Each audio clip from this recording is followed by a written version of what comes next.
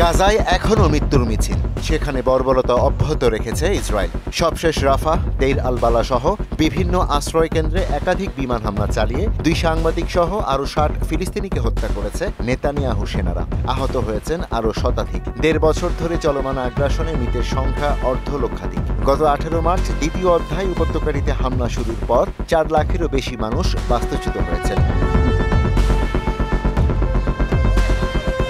হামলার পাশাপাশি গাজাতে সর্বাত্মক অবরোধ জারি রেখেছে তেল আবিব। এতে উপত্যকাটিতে দেখা দিয়েছে তীব্র খাদ্য সংকট। এ বিষয়ে বিশ্বজুড়ে ক্ষোভের সঞ্চার হলেও ইসরায়েল বলছে গাজায় গমের একটা দানাও প্রবেশ করতে দেওয়া হবে না।